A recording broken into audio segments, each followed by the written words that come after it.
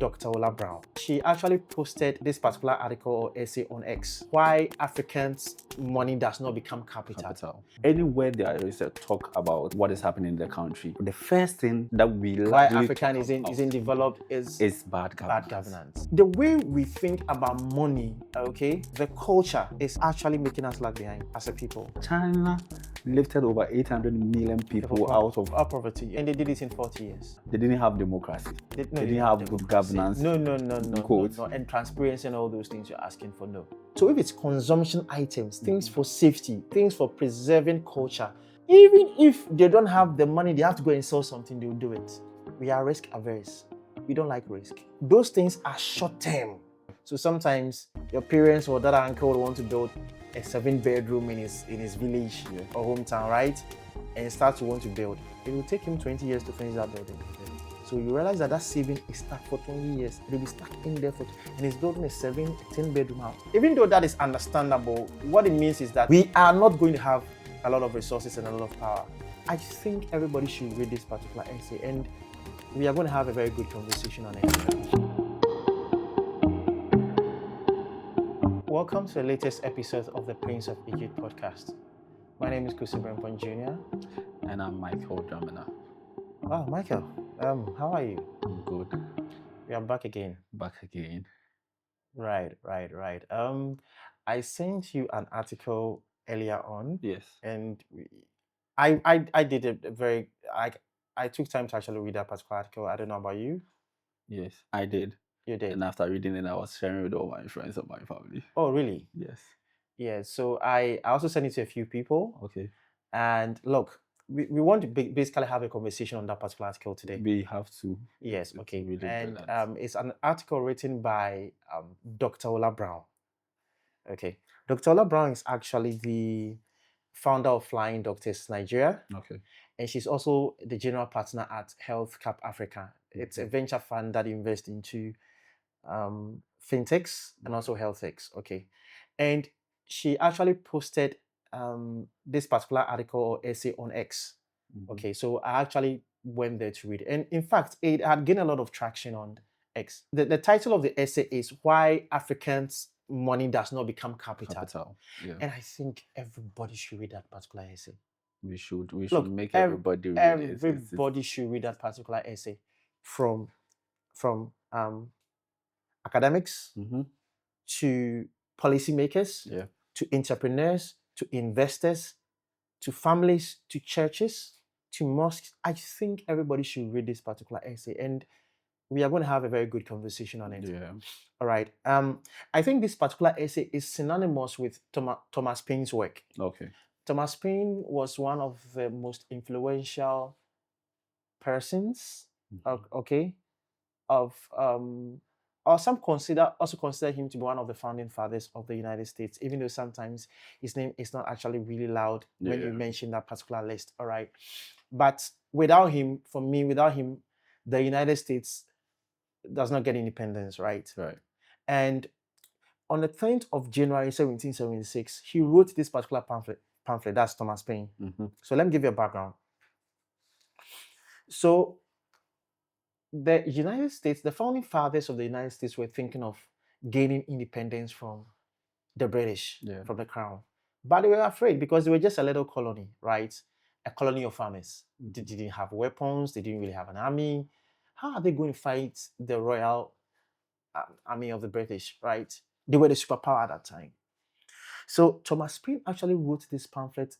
He wrote it in very plain, very simple language that the everyday man could read and understand. Okay. Then he named it the common sense, right? And he made the argument for why they should go for independence and not reconcile with the British. Okay. And it was deadly to go for independence, because if you say it's independence, it is war. It is war. All right. But he actually wrote that particular pamphlet, and it was read in churches. It was read under trees, in the field, in the salons, everywhere people read it. The common man could read it. Then it stirred up and gingered in them that fight want to go for independence, and even if there's war, they'll fight. So Thomas Paine was very instrumental. Without him, the colony wouldn't have fought for independence. Mm-hmm. And they didn't have an army, and they somehow fought and somehow won. Yeah. Amazingly, right? Amazing. So without his pen, Thomas Paine's pen and his writing, I don't think we have the United States, right? So that particular pamphlet broke something. His messaging broke something within them, all right? That allowed them to say, look, we will not be caught up in this vicious cycle. We are not going to be a colony. We are going to be an independent nation, right? Yeah. And I think Dr. Ola Brown's work, it's phenomenal. I think everybody should read it. We should have arguments and debates about that particular article. It's very easy to read. Yeah. Very easy, very well done. She's actually really she actually really wrote that particular essay very, very well. Yeah. And it had a lot of traction. So we're going to also delve into that, have a conversation on that, and look for the article and read it. Yes. Right? Yes. Okay. So well, Michael, so let me ask you, what were some of your main highlights, like when you read the essay? What really caught your mind? Because you told me you shared with some of your family members. I had to share. It was about even the first line. The first line of the article, and I copied it. It says that bad governance matters, but so does culture that decides whether wealth is protected, displayed, rescued, or reinvested into large productive institutions. That was the first thing for me. Okay. Right. So, well, the question was asked that whenever you ask about the problems of Africa, the first thing we tend towards is bad governance. It's like it's on our lips. I mean, in our last episode, yes, I think we had conversations. Yes, we did. And the reason why I like her essay so much is these are some of the things I've been saying for a while now, and I've been sharing some with you. Yes. If you go back to some of our episodes, you realize that some of these things she's saying actually, you could see patterns of it. Right. So when I saw it, I was like, boy. Yeah. Right. Yeah. So throughout the day, when you just wake up, you go to the station, radio station, the TV station, social media, anywhere there is a talk about what is happening in the country. The first thing that we why African isn't developed is bad governance. Bad governance. Yeah. But she says that there is so much to argue about that, and for me, I had to sit back and read and see what she really went through. I think she really did a brilliant work about that. So that's why I said the first sentence was for me. So she says that bad governance matters. But so does the culture. The culture decides whether the people can have their wealth protected, can have it displayed, can have it rescued, reinvested into a large and productive institution. Beautiful. It blew my mind. Her first line. Beautiful. Yes. Beautiful. So in other words, we don't have very deep pools of capital. We don't have that culture to create those deep pools of capital. Yes. That's why the African money does not become capital. So we have like monies in circulation, but we cannot really make it into deep pools of capital. Let's talk about the bad governance, right? In light of what she argued. So her first argument was the fact that most rich countries didn't come out, like were not made because they had good governance that projected them to become rich countries. But right in the times when you see their emergence of wealth, they also had bad governance happening. For instance, the first example she gave was in the States, I think in 1892, in Carnegie's company. Germs Steel. Yes. Yeah. So they had the workers going on strike. They meet with I think these riots became a lot of people died. And the following day, the government released national guides to just go and Sure. So it's not a reflection of proper governance. Yeah. But even around that time, you also even America, and even you could have what we call, they had child labor. Yes. Children used to work in those factories a lot. Yes. Yeah. So it wasn't like it was proper setting. No, it Yes. was not. That's what she's trying. Her argument. Yes, that's and I want to listen to your thoughts about that. How that in the bad governance really is not the problem, but rich economies can come out of bad governance. No. So basically, what she's trying to say is that you're not going to have it perfect. You can never build it. You can never have a perfect environment to build in. That's what she's trying to say. Yeah. So if you're asking us to be perfect before we develop, you didn't go through that route. You're never going to have it perfect. That's what she's just trying to say. All right. But if even in imperfection, you can build. That's all. That's all. So in fact, in her arguments, she says that we are going to rather have good governance when we prosper, when we build and we prosper, and the environment begin to take shape, the economic environment begin to take shape. There'll be good governance. Right. And I actually really believe that. All right. So we shouldn't yearn for, because you're not going to have it. Where we find ourselves as a people, all right, we just are not going to have like a perfect good government. We are just not going to. You'll be lying to yourself. You think we won't, right?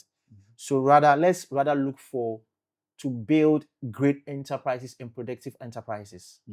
Let's do it. It doesn't mean that regulations have to change along. Sometimes you see we build before regulation come into change. That's what happens.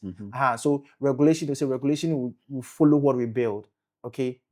So so for me, that's what her arguments are, and I actually do agree with what exactly. I think that with what commonly is known, the rich countries, like the developed countries, try to make the developing countries feel that it's because of their good governance. That's why they have maintained that status quo.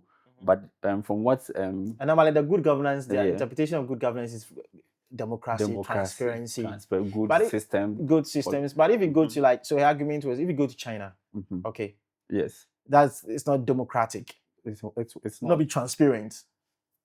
And before that, China lifted over 800 million people out of poverty. It's the highest in history. And they did it in 40 years. Incredible. 40 years. Yeah, 40 years. Yeah. They didn't have democracy. They didn't have good governance. No. And transparency and all those things you're asking for, no. So why do we go about every day, blaming bad governance in the African setting to be all the cause of all our problems? So that is not to take responsibility away from government. We've said it over and over again. Yes. The government has to do its due. That's why in the other episode I was trying to say that the fact that you are in government does not mean you're a leader. Okay. Leader simply means to lead, and I think that a lot of our governments across the continent are not leading. They are not leaders. Okay, because they are not leading. That's the word, leaders. Lead. They are not. Okay, but like we were even in the other episode talking about, if you remember, I said government is not really I talk about the first three, that's the family, education, and schooling, leadership, where we need to, that's where we need to actually do the tweaking. Yeah. If we do the tweaking, it will affect government. Right. And so somehow in that mental model, you get what I'm trying to say. So it's not everything that we should have good government first. If we get other things going and we build, okay, government will take shape. That's what I think. All right. Then she also went ahead to, give example of countries with good governments, but we are not seeing real capital, deeper pools of capital. Sure. He mentioned countries like Rwanda. I think that Rwanda is really good in governance. They've been able to have a state control. Sure. But they are not really seeing deeper pools of capital. Sure. She mentioned some of the Nordic countries. Yeah, sure. Yes, they also have good governments, but they are not really seeing riches as in what we want to. Yes. So the issue is not public markets is not developed. Yeah, that's right. So I think that for me it was an eye opener, and I think that everybody now has to, whenever we talk about bad governance, we have to put in perspective. Sure. Yes. Sure. So let's come back to her argument is about the culture. It's about our attitude. She calls it the economic culture. What the people think about money. How they think about money. How they use it. How their relationship with the money and all that. Look, the last episode, I think you'll find some of these mental models in there. Right? So if you haven't watched the last episode, go get it. Yeah. You find some of these. The way, you see, that's why I passionately spoke about this in that particular episode. All right. So I was not, I wasn't being too harsh. That wasn't my intention. If probably people think I was not, okay. But the way we think about money, okay, the culture is actually making us lag behind. Yeah.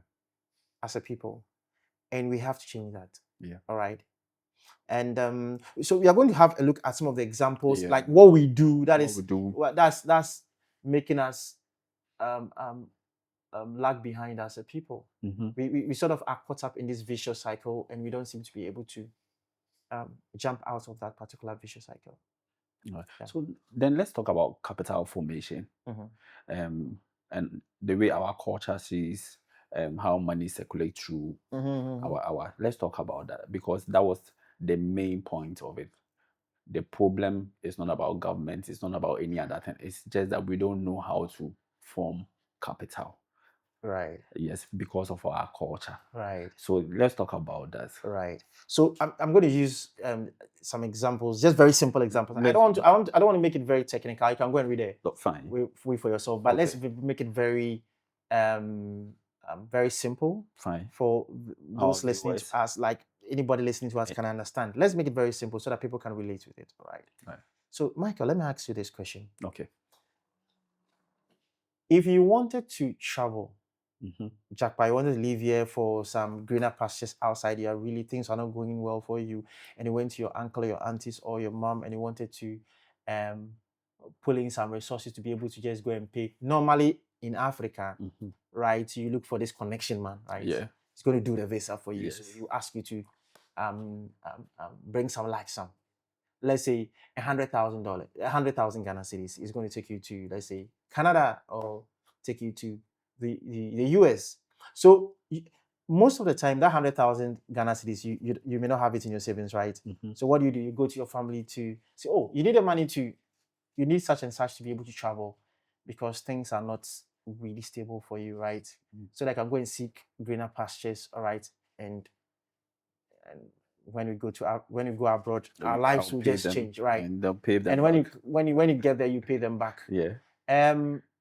That plus, if Michael wanted to build a business, okay, you're not going to start. You have this idea that you want to build a business, in one of the markets, and you wanted maybe 100,000 Ghana cedis, same 100,000 Ghana cedis from your family. They should help you build that business. Michael, in your family, which one do you think your family is going to help you? Like, they are really going to help you faster. Which of those? I think that the family will come together and pool funds for me to travel. Than for me to do business. If you wanted to build a business, I don't think that it will be ever possible. My family would even entertain the thought of no. But when it comes in for me to travel there, they will do that. They will put some funds together. They'll put some would they if you wanted money to build a business, or you wanted to travel, or probably, which one do you think your family will give you money? Easily respond to me when I want to travel. You want to travel, they'll give you money. They'll give you money. So if you're looking for 100,000 Ghana cedis to be your business, they're not giving you that money. No. But if you wanted 100,000 Ghana, when you travel, you become the light of the family. But if you build a great business, you'll be much more wealthy. Yeah, you don't think that you'll be able to thrive in Ghana with 100,000. But they would easily believe that when you travel, you can sell like some 10 euros or 50 euros or 40 euros. Yeah. So you see, they are not giving you nobody. So if you look at, if, for example, you wanted to marry, right? Yeah. You said it. Okay. and you wanted to, maybe your reception, right? Your uncle or one of your aunties can easily tell you, look, I'll take care of them. I'll take care my of sisters, they always told me they will take care of my... Oh, the sisters all told you to take care of yeah. it. The reception. So you knew as for that particular cost, it's not on your head, they'll take care of it. Right. And they will. Yeah. They'll go and pull some savings somewhere and say, oh, for my brother, they'll do it out of their heart for you. But if you told them, okay, let's put some resources together and build something very productive that is going to create jobs, they will not. Because they may think it's too risky. It may not work. All right. Initially, they may express interest in it, but they wouldn't be consistent with their contribution towards that idea. They wouldn't. Yeah. Okay, so what about if you were maybe facing hardship and you went to your friends, your group of friends, and you wanted to we do that probably daily. Travel or maybe something. We do that daily with our school groups, various school groups on social media. Okay. The moment one is in trouble, we all pull together. Resources This person is in trouble. She has a funeral. Let's contribute. Currently, my school we've organized about 30,000 for a brother who is in trouble. Yes. He's in trouble. Okay. Yes. So it happens if I'm in need, somebody's in need, somebody wants to. There's funeral, marriage. We are able to come together and pull funds. If we wanted to build a product that's going to change the world, I don't think that nobody will be interested in that sales pitch. I'm not sure. Their enthusiasm will be towards that. They will look at you some way. Yeah. Look, I have a testimony like that. I told my family, I had everything. I told them this and this is what I want to do. Charlie, we should put money together. I'll be like, the moment I finish, my mom wants to go and bring some old TV that had happened. And brought it up like one diverted conversation. Diverted a conversation, and they just bogus everything that I said. Like I wasn't even present in the room. Like it's serious. Like, quietly, I just took my shame. I went out. They didn't listen to me, right? So the moment you want to talk about that, I don't know. Yeah. They wouldn't do it. Right? Yeah. They wouldn't do it. So like I said, if it is wedding, so it all comes about. So if it's consumption items, things for safety, things for preserving culture, things for rescue, for safety, even if they don't have the money, they have to go and sell something, they'll do it. Yeah. They'll go and sell clothes. Yeah. Do it for you. All right. So that's how we think about money. So all these things we've mentioned, do you know one thing that is common amongst them? It's less risky. Yeah. We are risk averse. We don't like risk. No. And those things are short-term. Short-term thinking. Right? Very short-term. Look, if you want to build a great business, it's long-term. Yeah. Nobody likes long-term. So that's why people come, like you hear people say, hey, don't you have anything if I invest in it every month, I'll make 50,000 Ghana cedis? Yeah. Short term. Just be able to make money of it every month. 50,000 Ghana cedis. They want short term. And they want to also really make sure they are keeping their money safe. They don't want to lose it. Okay? So you are behaving like the servant in the third servant in the parable of the talent. Right? Who does not want to do business till he comes? He knows that if he does this, he'll lose the money. Right. So you rather go and bury it so that when the master comes, he says, for fear's sake, he's afraid. You take the money and just give it to the master.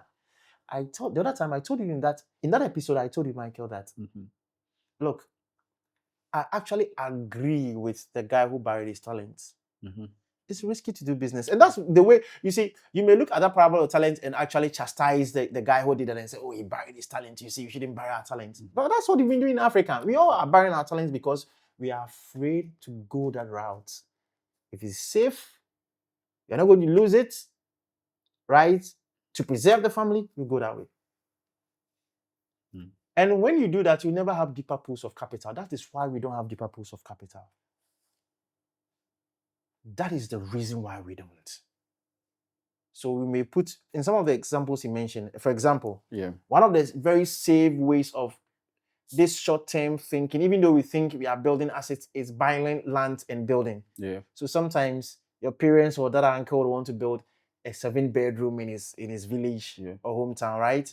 And start to want to build. It will take him 20 years to finish that building. Yeah. So you realize that saving is stuck for 20 years. It will be stuck in there and he's building a 10-bedroom house. So that when he goes on pension, so we get a place to stay. Yeah.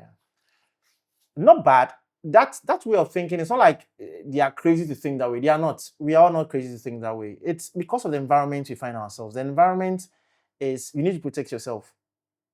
Okay, it's so unstable. So when there's instability and it's not certain, you tend to want to play it very safe, all right, and preserve the family first, all right? Yeah.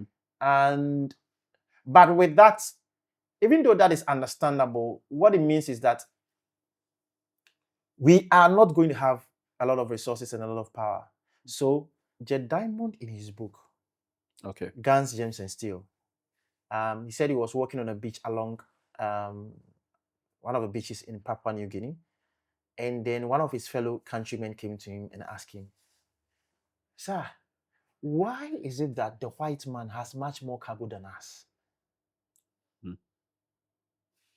So the whites will come there with like very big ship and they'll come with a lot of cargo. But yes, they didn't. This is why. It comes back to the manner of people, right?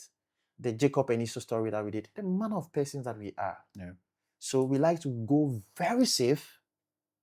And when you go very safe, you're not going to create a machine to print money. I wrote that the Caucasians' ability to build commercial structures that moves capital from point A to point B and begetting more capital, creating a flywheel, has made him more resourceful and powerful than his black counterpart. Yeah. Right? Yeah. Because building commercial structures are too risky and they are long-term and they are difficult. And you need to put you need to put people together to be able to now take the capital and make sure you don't lose it. All right. Create a flywheel or a machine. So if you put in X, by the time it is coming out as output, you're going to get 10,000 X. Right? Right. And so because of that, if you put in X and get 10,000 X, then you see X is multiplied, right? Okay. So that is why they have deeper put of, because they're able to create that machine, that flywheel that keeps churning out scale, growth, much more returns on the capital. And then they'll have more. Right. And if they have more, then they'll do more. Right? Then they build larger. Then it'll spawn out again. More return, this time maybe 100,000 X, then they'll do it again. So it's a flywheel. Keeps getting larger. Keeps getting larger. But for us, they're just little safety bear. Okay, let me put it in consumption. Okay, safety. Okay, rescue to one of my cousins or nephews. Okay? Yeah. Those are the little things that we do. And when you do that, you will never prosper. Yeah. Your people will never get out of poverty. Right. All right? Yeah. They're never going to get out of poverty. So it's aside that, one of the things you talked about that caught my attention was the trust we have for each other to be able to put capital together, partnership, come together, form pools, and believe that we can look after that money and make sure that we are able to build that. It's like we don't have trust in ourselves as Ghanaians, as Africans, to put a capital. Like, for instance, you asked me, if I go to my uncle right now or a family person right now, give me money for me to do business, the person don't trust that I will come back with. So why do we lack such belief in ourselves? Okay, so first off, you don't trust a hungry man. The way, Charlie, you're all coming from that dark dungeon from Egypt slavery. Where we hung before. If you give money to the hungry man, the first thing he's going to buy is food. So that is that thing, right? Right. That's one. Then two. Now, what has to happen is that you need to structure things very well. Okay. Okay. Even with the whites, you can still give them money and they'll lose the money. All right. Okay. So we shouldn't just have faith blindly by thinking, okay, you know something, we are going to give money to yeah, and that's what happens. The reason why our trusts actually we have issues with trust is sometimes in the past, it's not like some of our uncles and aunties did not invest in some businesses. I'm sure they did. They did. But probably they gave money to maybe one cousin of yours who never returned the money, and the business just went south, and his money never came back, right? So it's his family member. What can he do? The money is gone. So he doesn't trust that if another nephew or niece comes, he should give that person money. So they did it without structure. So if you really want to actually build trust and to build a system of trust over a long period of time, you should really build structures into our business. For example, if I'm giving money to you, even though Michael, you're my friend, let's structure things. Yeah. Why don't we do if it's a shareholding, why don't we do a shareholders agreement? Right. We can do that, right? We have a class on that. Yeah. When I was teaching my mentees, we did that, right? Why don't we do the proper due diligence? You can learn some of these things, and you now do a proper due diligence of the business, and decided, okay, if I put this in, this how much you're giving me, right? All right, and also maybe like I said, there's a proper agreement to it, okay, and then maybe from time to time we do analysis of the business. Maybe every year, at the end of the year, maybe there are certain milestones and targets to hit. Yeah. We can do the right thing. We can be friends and still do the right thing. Right. All right. And maybe if you want to start something, maybe you are starting a business. I'm putting money in. You are going to do the account work and everything. Yeah. We can do what's it called? A vesting schedule. People don't know this. You can do a vesting schedule to make sure you protect each other. So when you understand some of these things and you do that, then you structure things, then you are more likely not to lose that money. The person has to do the right things, right? There's a right corporate governance to what you are doing. All right. Then you have moved it informally and make it formal. So she mentioned the fact that then the family networks can become business networks. Networks. Then you incorporate, as I'm giving you the fund, let's make it a business partnership. It's not relating to you as a family. You are you are my uncle. No. Let's now move from the business setting, the family setting, and make it a business. So I think, basically that's what you're saying. There are some family offices, like when you go abroad, these family offices where you can the family members can borrow money from the fund, from the family office, right? Because most of these family offices will have a chief investment officer, right? And also have a fund manager, maybe a CFO who manages the fund. It's for the family, but then as part of the rules, and the fact that you are my son does not mean you should just come and just sign some check for you and you go away. No. They can say, look, this is what the manager is saying. Right. You are what's the word? You can raise $100,000 from the fund. Okay, go and do whatever you want to do, but you must return the money after this time. Okay. Right. If you don't, fine, the money is gone, but you can't come and borrow again from the fund. It's for the family. So you take good care of the money. Yeah. Because somebody's managing it. It's a business. It's not like it's your mom is the one managing it, or your father and emotionally will just give you the money sentimentally. No. There's somebody he's actually a professional who manages the fund. All right. So that you use the money well, because maybe it's without interest. Use it and return the money. All right. And we're expecting that by so and so date you should return the money. So then they are taught in such a way that you don't waste money. It's not like because all this money belongs to your father, you can't misbehave. Did you understand? I get it. So it's like I said, you can structure things. Yeah. So that if you structure things and the person does the right thing and is able to make very good returns on the money and bring back, we can now give you more. It reminds me of something. I just try to chip it in. Have you heard? It's a common like knowledge based on experience that you don't work with family members, because in our setting, when something you are working with a family member and something happens, you cannot really hold the person responsible, because by the time you realize an uncle somewhere steps in. No, it's I get you. I get you, something because we are very much more inclined, as we are not in Africa. We are not nuclear. We are much more extended family oriented, right? So, I understand that. That's why I'm saying that you can structure things from the beginning. I can structure things even in the contract when you are signing that if you do this, you did, I'll fire you before you sign a contract. It's not going to be by word of mouth. Actually, these are the details. Right. So it's already there from the beginning before we even start, so that you come and say that if I fire you, you come and complain. No. Or you go and bring my auntie or my mother to come and speak to me about it. No, it's there. It's there. I will explain it to you. Like if there has to be an agreement, I'll explain those things to you. There has to be an exit.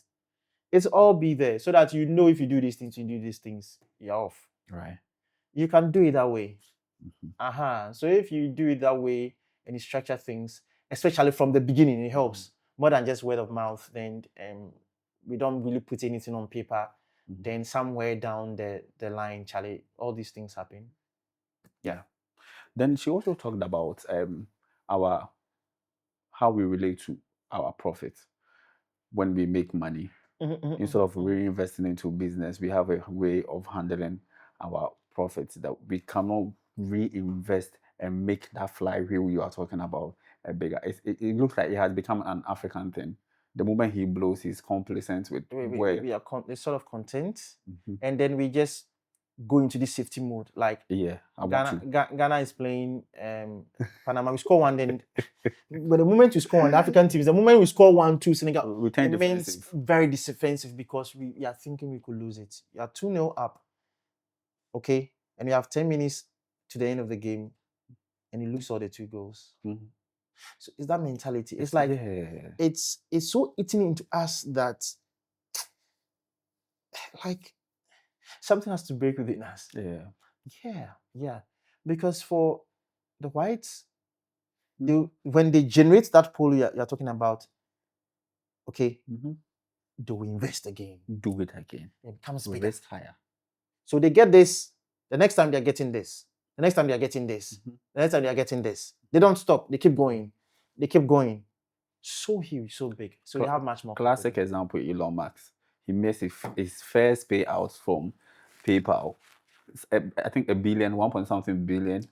So yeah, they sold PayPal, I think, for about $1.5 billion to eBay. And then I think Elon had around, like, if my memory serves me right, I think less than $200 million. But that was a lot of money. A lot of money for a young man, for him to settle. Then what does he do? He risks it all. Put them back into business. Which kind of business?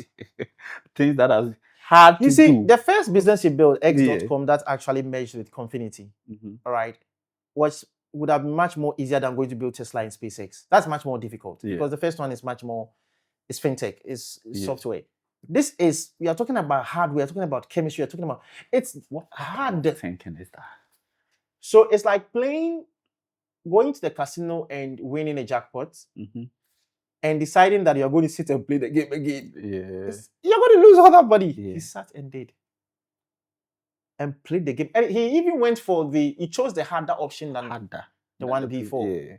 And said, look, I want to build Tesla, I want to do SpaceX. It's too hard. Come on. And the way he thinks about risk. So no wonder he recently became the first trillionaire, because he takes a lot of risk and they are very painful. So he describes entrepreneurship as staring into the abyss and chewing glass. It's hard. Yeah, his ability to look at his risk tolerance is out of this world. Right. So yeah. We are not like that. We are content, and if you were Elon, you hate that you make that sale, you make that sale, and you make that amount of money, bro. I'll go and get somewhere in Seychelles or somewhere in Paris, south of Paris, and just get some nice mansion and buy waterfront property and just enjoy life and be in my boat and my yacht and go to Monaco once in a year. But he builds a flywheel. So if he had stopped at that time, he wouldn't have been built SpaceX and be this rich, right? Look at the number of years it's taken him. So for them, they keep going. For us, if we were here and we made some good money, I'm going to throw a very big party. You buy houses. Yes, you're going to buy houses, buy cars. You're going to look after more family members. You didn't really want to really risk much because you are finding it's good. All those things are good. I mean, we have to do them, all right, because there's a lot of do-gooding in all those things. So it's fine, but we have to develop a culture of reinvesting that profits. That what we generate, we should use it to actually build a flywheel that generates much more. It's not just about you. Yeah, Michael, even when you're doing it, you think you're just doing, you're not doing for yourself, you're doing for generations to come. Yeah. Right? Because then if you have bigger pools or deeper pools of capital, Michael, you're going to do, I'm sure you'll be able to do some investments that you can't do today. Right? For example, if I tell you to invest $10,000 of your money right now, you may say no. Why? Because you may have all your savings, maybe $50,000. That's one fifth of your money. That's a lot. That's a lot. Okay? Yeah. You're not. But if you have $100,000 and I want you to invest $10,000, you may want to do it. It's 1/10 of your money. Yeah. So even if you lose it, you're still cool, right? So deeper pools of capital really help to really also even make some other bets that even if it goes wrong, you are willing to lose that. So the more we generate the capital, I think the more we generate much more, we take risks, the more we'll be able to take much more risks. So yeah, that's what I think. Then she also argued about the fact that the way we talk about salary, the way we relate to our salary, and the way we look at professionalism as compared to ownership in businesses. So in the African setting, well, in Ghana, like a mother will work, make sure he provides for his son to be well educated so that he gets a job. And they will hail and appreciate that than a son who would want to go out to the streets, come up with a business idea, go start up with something. So the whole, she mentioned that capitalism is first a culture before it becomes a system, right? So how do we appreciate professional people, career paths, and business ownership? You see, so we always hail people who want to get into politics than somebody who is a business of maybe a bigger company doing large. Maybe you're an entrepreneur. You're an entrepreneur. You just started building your business, right? And you're a banker. Who will they hail? The banker. Because when you start as an entrepreneur, it's difficult. You are in the messy middle. Like things are not going well, right? You're on the brink of a shutdown. All right. The only time we celebrate entrepreneurs on this continent, even in her essay, was when you really built a great company and now you're at the very top. Your company is being acquired or you are being listed, maybe 40 under 40 or 30 under 30 or whatever, and then you're on this. So doing what everybody is you become a household name. That's when we do celebrate you as a business person. But when you are starting up, it's dirty, right? You have to roll your sleeves. It's hard, and we don't want that. Okay, and the reason why we celebrate professionals more, all right, job careers more, academics in terms of you rising to the academic rank, to be at the top more, is because it comes back to the same thing. You want to play it safe. And it's understandable, right? It's really understandable. But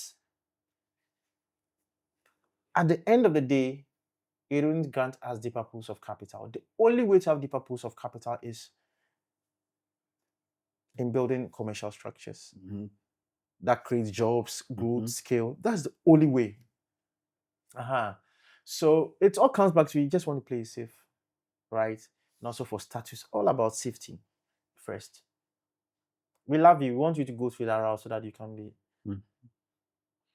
Iaboyeji said when he came from, his father sent him to school, and he went to Waterloo University and realized, oh, I want to be an entrepreneur. They sent you to go and do law. So said around 2040, he came back to Nigeria. His father said, what are you doing here? He says, I'm going to do entrepreneurship. My mom, you just take you take one of the slippers, and fly it across the room. Come to do entrepreneurship. We sent you to school in Canada. Stay there. What I come to do here? I mean, finish law, probably work in a law firm. And Charlie, your parents will be proud, right? Yeah. My son is in Canada, he's doing law, right? Or he works in one of the biggest law firms. Most of the things people go to do is the law thing. Everybody wants to enter into law. Law. It's also it's the same thing. It's a safe path. Doing law. That issue you come and talk about it later. Everybody is doing law, and it's still the safety route, right? Law does not build a nation. Come again. Law does not build a nation. We don't need lawyers to build nations. It's those who build stuff are engineers and business people. They build stuff. They are builders. Law is important. Don't get me wrong. Even in building a company, you need a legal team. So it's very important. But the law, the mental model for lawyers, it's underpinning their conversations and how they see the world is debate. Right. So debating, they don't. Yeah, that's an aspect of it. So that is why when you go into our politics a lot, most of them, the law, you realize that they sort of are debating a lot. So you ask them, what's the color of this phone? Some will say white. Some will say no, it's black. Right? And they'll argue that it's black. But when they change positions from for to against, it will say it's white. It's debate. When we're in school and you're doing debates, it is for and against. You the same person. When you go to the for side, you argue for the for. But if they send you to the against, you use the same points against the for. So it's the same thing. That's the mental model. And that doesn't build a nation. You need engineers to build. Even in professionalism, we would look out for professions that will come with safety nets than the ones that would build, the ones that would do the dirty work. For instance, it's the engineering thing. I remember when I was about to choose courses for school, parents will advise you go to do nursing. That one, right after you come and get a job to do, right? But so when you want to, I wanted to become an engineer. There was like engineer one never forward you. Even in professionalism, we are always choosing safety. Yes, you always want to choose safety. Yeah. So it's like I said, it's a culture, and that culture is basically at the bottom of all this. We just don't want to take risk. So we just want to play it safe. It's like a DM. You have a footballer who is a DM, and has to pass forward. It's not willing to pass forward because they don't want to take risk. So they'll pass sideways and backwards. Have you seen that? Those DMs? Yes. Right. Yes. Someone like Mikel Obi, I just didn't like his style of play. He's always passing backwards. Yeah. He didn't want to just go forward with as in pass forward because, and yeah, some DMs like that, they just want to go sideways because they are afraid if they do go forward, and they lose the ball, they're in trouble. So they're not willing to pass forward. So that's what we're actually doing. And when you do that and you're not taking risk, you're not scoring. Right. Okay. So it's a certain. Basically, it's about the manner of persons that we are. I want to play it safe. So if you look at the remittance space, even in Ghana, it's the same thing across other African countries. If you look at Ghana, last year the remittances that came in was about $7.8 billion in 2025. Right. That's all-time record high. But this is it. Almost all that money. So with the 7.8 billion we are talking about, it's bigger than all the FDIs that came into the country and all aids that came into the country. But all that says $7.8 billion, most of that money went into consumption. Because when they send those monies home, like your sister sends you some money from the US, what happens? Either you're paying for hospital bills, or you're paying for school fees, or you're paying for to help another sibling or another family member to travel. It's around the same thing. If you tell them, look, let's use to build something productive, to build a flywheel, they may not be willing to do it. So it's the same thing. It's the same way of thinking. So recently, I've seen that the Bank of Ghana is having conversations on to build some of these assets that allow those in the diaspora to remit money in, but that remittance is going to be used to actually invest in businesses, which I think is brilliant. It's brilliant. Like even with the when Ethiopia raised the diaspora bond to build the dam, I think we should start thinking this way, where we are now building such productive machines and flywheel and structures to be able to generate much more revenue and money and build deeper pools of capital. With that, we can also then invest in more. So we should start thinking that way. So I like that particular way of thinking, and they should make it happen. And if you look at another startup like Borderless, Joe Kimve, I really like what Joe is doing. Joe is building Borderless, and with Borderless, what the platform is about is they are trying to build a platform that allows those in the diaspora to invest into businesses back home.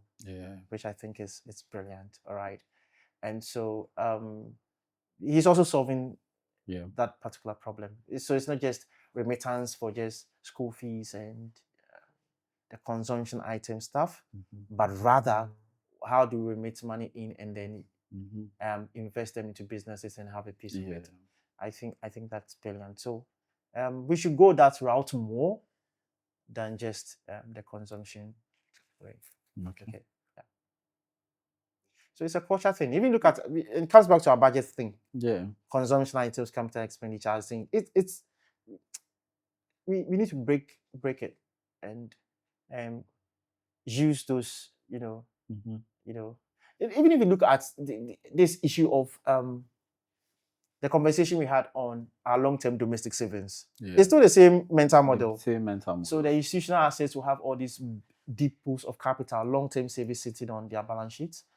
Then what they do with them? They actually want to buy government securities than invest in infrastructure and invest into building companies. It's the same thing. We want to just go the easy route. So for me, we have to have these deeper conversations and change the way we look at money. She mentioned something. So whilst we are switching from consumptions, we are switching from rescue emergencies. She mentioned Safety. that safety. She mentioned that capital is money, that it's organized around production. That statement is beautiful. Risk, ownership, and scale.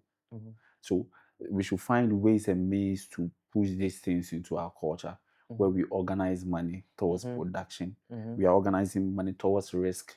The family should come together. We want to take this particular calculated risk in this business, and you organize money into ownership. So when I mentioned professionalism, she also argued that most of our salaries should not be for this consumption. We should also turn them into investing, so that we'll buy company stocks and have ownerships, raise capitals to go into ownership. We should rather celebrate that ownership than scale. Sure.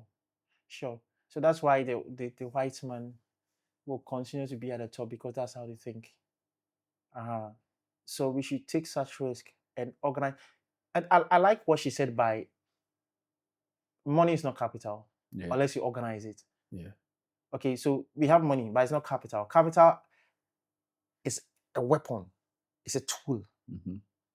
And so when you organize money to build such productive structures and systems, okay, that's capital.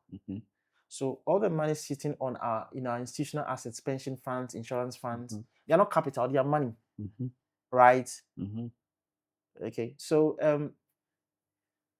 we need to organize, like you said, family can come together and say, you know something, this year the whole family, maybe have, like I said, we have a fund, we put some monies together, this is what we want to do, we want to invest in these things.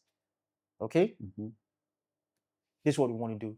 Maybe we are going to sit down there as a family and read a little bit about maybe angel investing. Okay, and then look at very safe assets we can invest in. They are safe, but yet they can. I'm not saying just go and take risk and just be all over the place. No. Still about that. One of the things she mentioned, I also think about is the Lebanese family capitalism. How Tell me.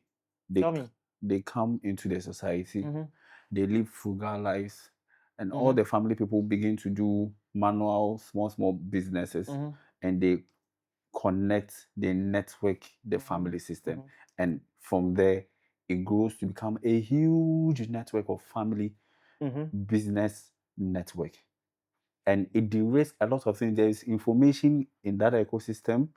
There is cost. There is network. The Jews do the same thing. And similar. It's happening. We are in Ghana. We've seen how the Lebanese are thriving in Africa, in Nigeria, in some parts of. We see them. Why can't the family? Why can't we think about that? We make family doing business among family look like it's evil. It's not evil. That's what I'm saying. That you should, first of all, it's education. First, you've got to educate yourselves. Okay, like what I'm saying, everybody should read this particular. You can have family meetings on this, right? When you're young, we used to have morning devotion, right? A lot of households still do, right? Family devotion will wake you up at dawn to, and they'll preach the scriptures to you and you pray, and if you are stubborn, they'll lay hands on you and they'll pray on you small. Most every time my mom will just knew you in the blood of Jesus. The blood of Jesus. Then she'll cover her hair with anything that she finds, right? And then dip you in the blood of Jesus. And so we grew up that way, went to Sunday school. Those things were great, and I thank God our parents did that for us. But like I said, can you imagine we having a family meeting and we didn't having a conversation like this? Then we begin to change how we think, right? We are doing it almost it will change the way we think. We now begin to think, okay, let's do this, let's do that, let's do that. Okay, when you do this, let's structure things. That's why I'm saying that still structure things. Make sure due diligence is done. Do it that way. Over time, you are going to build that culture in the family, and you are really going to do well, especially your children's children, generations 2, 3 generations after. Look, your family will you'll make strides. The way they organize the chain of businesses. So the elder brother is into one line, the next one is into another, which is connected to what the elder brother is doing. Crazy. The one that follows, so it becomes a chain, a supply chain, where they handle all those ones. It is right there. The capital is just moving inside of the family system, and they've been doing it. Yeah.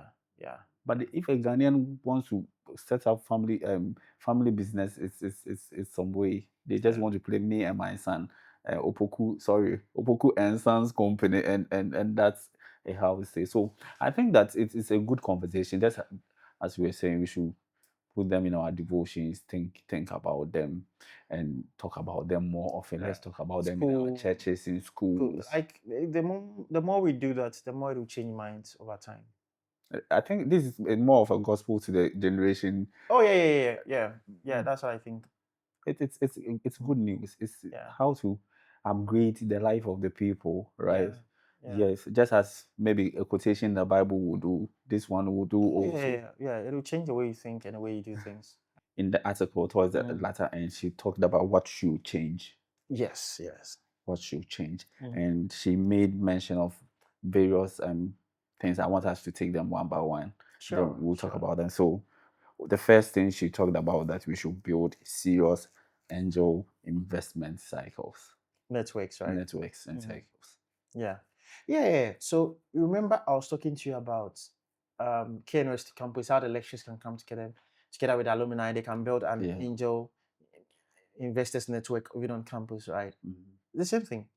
So what you can do is to learn how angel investing works. Yeah. You come together as a network to invest together, not just alone, right? But you understand how it is done. Yeah. Then as a group, maybe you have one who leads who become an investor lead, right?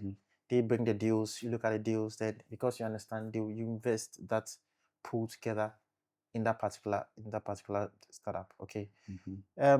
So that you don't have to go and take all the risk. Yeah. I'm not saying just jump into the risk and take risks. No, if you join one, it's much more safer, and it's a community. It helps, all right? So I think we should, if you are in middle income, Charlie, you're a professional, you're beginning to earn, you are doing well, you earning quite some good money. You can start with small checks, join an angel investor network, and just start doing little by little, like small, right? And as the thing gets bigger, you can now begin to write big checks or go alone. So I would admonish that we do that. Like across various departments and industries. Across industries, invest into departments, different churches, things, like churches, people, friends. You can there's do that. angel community. Let's Friends, build an right? angel. Yeah, let's you join. can. Let's network. Let's network. Okay, you know something. Let's put. So, like I said, if we decided that okay, we are here, everybody's going to put maybe at first maybe $1,000, and they're going to invest maybe $5,000 into maybe a startup, right? At least, even if you lose $1,000, will not be much for you if you look at your savings. All right, you pull that together. We understand what the deal is about. We understand what the company is, their products, their markets they are in, the problem they are trying to solve. So we do all those ones and understand. Okay, then looking at this particular business or this asset, if you put in money here, we make much more. We generate this money to go and do something else. All right. Yeah.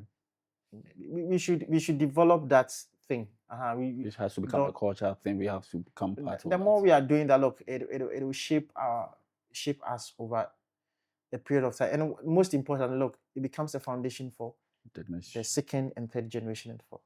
By the time they get there, it would have been the foundation have been laid, solidly laid. Yeah. Beautiful. The second point you talked about is you mentioned it that we should turn the diaspora remittances into productive capital instead of it becoming a family support capital. Yeah. Let's now look the at consumption stuff. Yes, Just let's safety, turn them rescue. to productive capital. Let's turn them. So that's why I've said that Borderless is doing that. Yeah. Yes, I've seen other angel investor groups doing that. Okay. Yeah, I've seen the BOG. BOG is also talking about that. Yeah. I think that's brilliant. We should keep doing. We should have those conversations, do them, execute upon them. Yeah. All right. That the third point was that we should make family capital more organized. Good. I think we've also had conversations on that. Just organize family capital. Sit down as a family. Have good conversations. Why, if you pull your resources together, you can actually do big stuff. Right? You can do big stuff so that you don't bear all the risk. The more we can do that, rather than just putting all the money in consumption and weddings and funerals and parties and all that, right? If we can do that over some decades, it will show, and that'll be the foundation that I've laid for generations to come. So, but I also feel that most families should be able to raise capital as family funds, right? So most families, we have like wealthy individuals, but they are not able to pool funds together, set up a family office, or a family fund or something. Oh, we should. That's what I'm saying. That people don't know. People don't know. Sometimes too, if you don't know, like for lack of knowledge, my people perish. All right. Sometimes when you read it and you begin to know, you begin to inspire. Oh no, okay. Then let's make this thing happen, right? This is how they be saved, unless they hear. How would they hear? Unless there's a preacher, right? So, the message, whether it's through whatever medium, if the more you say it and the more they listen, the more they get to know. We teach them how to do it. It's all about teaching. If you teach you and you know how to do it, I'm sure you'll be able to do it. The fourth point was make ownership more prestigious than job titles. Yeah. Anything about ownership. I like anything ownership. If we don't have that culture, that ownership of, you see, how can I own a piece of this productive thing? Mm-hmm. It can be something one day. So let me put in some small bets here. Mm-hmm. So if we can do that, we are going to build great stuff. We are going to actually build a flywheel. Yeah. Just as for going through the career route where probably maybe you rise to the top, it's cool, right? But if you don't own the thing, you don't own the thing. And we may even give you, can you work for a big company and give you some very good compensation package? Yeah. But as far as you don't own a piece of it, Mm-hmm. you don't make the rules. Mm-hmm. If you're an owner, you make the rules. Mm-hmm. That's why my conversations have always been own the thing. When you own the thing, that means you are at the top. You can make the rules. Right. All right? Yeah. The other point is, and I like this one, he said we should move from a charity logic to a capital formation logic. Yeah. Like you were saying before, if you got into trouble and wanted your friends to help you, the moment they hear about the matter, first of all, they must hear about the matter and be emotional. Like, oh, Charlie, we have to help you. They'll put wherever money is, they'll pull that money for you right now, like charity. But if it's productive capital, then they start to drag their feet. But these are the conversations like friends have to have and say, look, we can get this piece of assets. How do we put money to get it? Let's form that association of friends. But we structure things. Don't just do things anyhow. Then say, okay, we are going to do this, get this particular asset or invest into this particular, buy it or maybe invest into this particular asset so that we make some good returns on it. That's how to create deeper pools of capital. It makes you powerful. The last point is to stop waiting for government before building. I've been saying it from everything I'm trying to say from the government is not your savior, right? Yeah. Keep building. People are building within the same messed up ecosystem, and people are building. So build. That's all. Build. Things will get better. Things will get better. All right. Yeah. Let's keep building. The more we build and the more we own, the more we have power to now control the system. And you say you're a good person, so that you can bring your good ideas and motives to bear. But if you don't own it, no matter how good that you are, you can't really change it. So it was a wonderful read for me. Beautiful. And anytime I talk about it, I get passionate about it. We have to change the way we look at money. We have to convert that social support money into forming capital. And doing something productive. Let's turn towards production. Let's turn towards risk-taking, long term ownership, then scale, then how to growth. Do volumes, how to cross borders. Let's move our shops out there, move from the country, move to a different country. We should look at these things, and I think that I will keep on talking about this, and we'll keep on sharing this. I don't know if you have any final words or any other stuff to. Right. I think I will still whoever you're listening to me right now, just go out there, go and actually read that particular essay. Read it, share it with your friends. That's what I would say. Share it with your friends and have conversations on it. And I'm sure we can change this particular generation. Right. So that's what I would say. All right. I hope you enjoyed this particular episode, and we will urge you to, if you've not joined the community yet, if you've not subscribed, please do subscribe to our channel, like our videos, comment in the sessions. All right, we're on this journey. We want Africa to become great, and I believe that in our lifetime we will see Africa become something great. So I'll see you in the next episode.